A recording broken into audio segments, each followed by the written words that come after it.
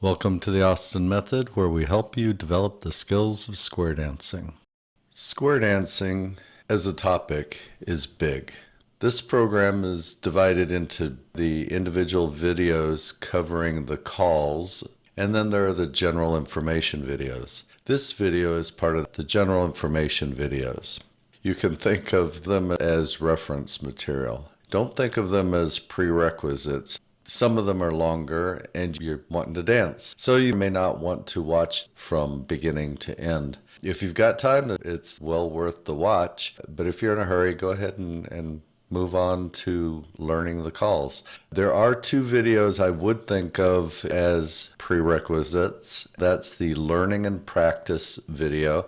That gives you tips and tricks and helps you organize your learning. It'll give you the most efficient way to maximize your learning of the skills of square dancing. The second one, it's the site walkthrough, and it'll show you how to navigate this website, how to find the pieces and parts you may be looking for. Those two are prerequisites. Otherwise, if you want to move on to the skills of square dancing, go ahead. But if you got the time, this is some great material. If you don't, make sure you come back as you get further into it. Come back to these materials and go over them. Even if you go through them at the beginning, come back to them, because as you gain vocabulary, you will get more from it in a second viewing as you get further along. So without any further ado, let's get to the video. All right, square dancing rules and safety. Safety first. So square dancing is a very safe sport. Not a lot of accidents, not a lot of things happen. It's fast walking to the beat of the music. So there's not a lot of opportunity for danger, but let's cover the few things that might happen. Shoes. Extremely important to have the right shoes. Some floors are slicker than others. A newly waxed floor can be pretty slick. If water gets spilled on it, it can get even slicker. We're very, very conscious in square dancing. If anybody spills water, you don't hide it. Run to the bathroom, grab paper towels, and get it cleaned up, because slipping is probably the most common dangerous thing that can happen in square dancing. That being said, you would think, oh, well, then I'll just wear my tennis shoes and so it'll be nice and sticky and I can grip the floor and I'll never slip. That's a mistake, because we do twirling and twisting and changing direction, and if your shoes can't slip a little, that's really hard on the knees and ankles. So the best shoes are shoes with a somewhat slippery sole and a rubber heel. So the rubber heel can stop you and give you grip. In the meantime, you can dance on the balls of your feet, which we typically do a gliding step anyway. And then you can twirl and swing on the ball of your foot. So typically, leather with a rubber heel. If you don't like leather, there are some plastics that slip pretty good. There's also some things called dancing socks that will slip over your tennis shoes, over the ball of your foot, and those can be really effective. But basically, when we're talking about shoes, you don't want something that's very slick with no way to stop, and you don't want something that doesn't slip, because that's hard on the knees and ankles. I've mentioned dry floor. If you spill something, mention it, get it cleaned up. Worst thing you can do is leave a wet floor on a waxed wet floor. Dizzy dancing. Okay, so we do swings and twirls. If you get dizzy dancing, and you will initially, everybody does, and mostly the girls twirl, of course, but everybody has the possibility of swinging. If you get dizzy, stop. Even if you get dizzy at the beginning, keep trying, because as you dance and become more comfortable and relaxed and learn where to turn your head, you'll become less susceptible to becoming dizzy. A lot of people think they can't twirl or they can't swing, so they'll wear badges that say no spinning, no twirling. and that kind of thing. And you need to respect that.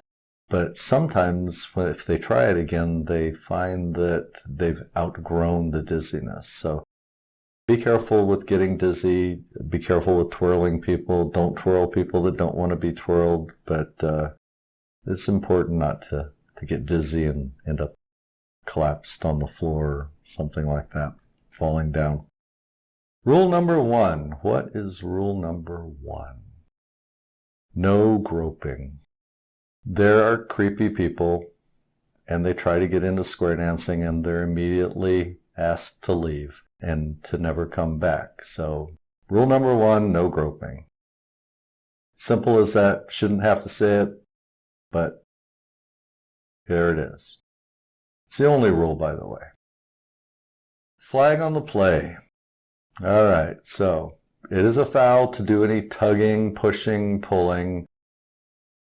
Square dancing is not about dragging people through the dance, but it is about leading and following and helping each other. And there's a fine line between the two. So no tugging, pushing, pulling, no roughness of any kind. Square dance etiquette. Probably the number one thing that is bad is abandonment. Abandoning a square. Once you get in a square, you're there for the 15 minutes for the tip. There are some exceptions. We're about to go over those, but that is probably the worst thing you can do is walk away from a square. Doesn't matter how bad it is, doesn't matter how much it's struggling, you don't walk away from a square. That you've made a commitment for 15 minutes, you need to fulfill that commitment. Exceptions are, of course, an injury. If you're truly injured, twist your ankle, have a collision, whatever it is, if you're truly injured, of course, you need to get out of the square. Typically, you call for a substitution. You try and get somebody's attention on the side, and you try and get somebody to replace you. Obviously, that's an exception. Accidental mismatch. So at one point in one of the videos, we talked about the levels of square dancing. There are different programs / levels. They look like levels. Square dancing prefers not to call them levels, but they're progressive in that this is social square dancing, 50 calls. The next step up is mainstream, which is 70 calls. The next step up is plus. Some dances are mixed tips. So there will be a plus tip. And if you get into a plus tip and you suddenly realize you're in a plus tip and you don't know plus, well, that can be a problem because they're dancing 100 calls and you only know 50. So if you've had an accidental mismatch, you explain the situation to your square, and one of two things will happen. Either they'll say, well, why don't you stay? We'll pull you through it. You know, we have 7 strong dancers. You're the only one that doesn't know it. Just pay attention to your hands and keep moving. We'll get you through it. The other possibility is they'll find a replacement. It happens, and it's acceptable to say, no, I'm not comfortable with trying to get through it. Let's find a replacement. Obviously, you want to pay attention and not get in that position in the first place, but it's definitely a valid reason for abandoning a square. If you have to abandon a square due to injury or an accidental mismatch, make sure that you, if you can, obviously in the case of an injury, maybe you can't, but if you can, at the end of the tip, go back to the square, apologize, thank everybody for their understanding, and it'll smooth things over a lot better. The other thing to remember is if you left a square due to injury, it's probably suspicious for you to just jump right back up into the next tip. So don't fake an injury.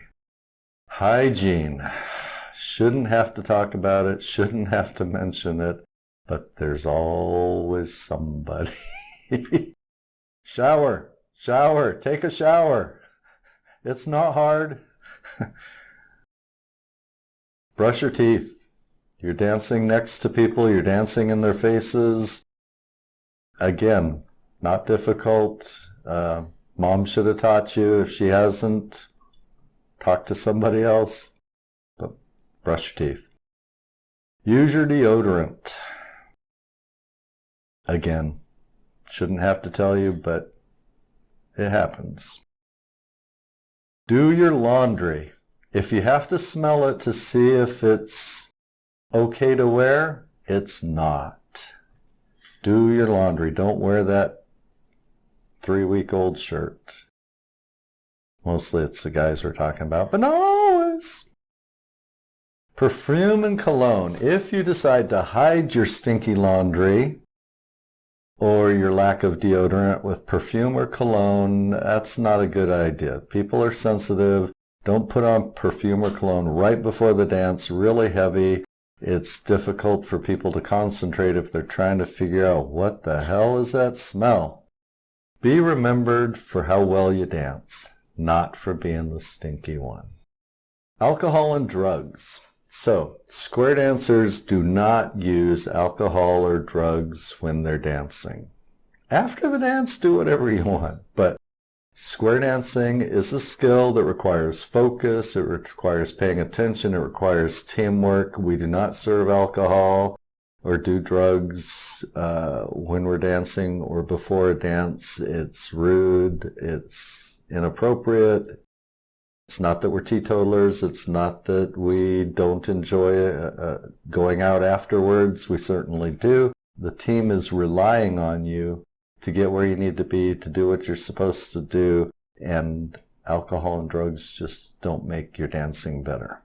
So it may not seem like a matter of etiquette, but forgiveness and slack is extremely important. In other words, cutting your fellow dancers a little slack and forgiving them their mistakes.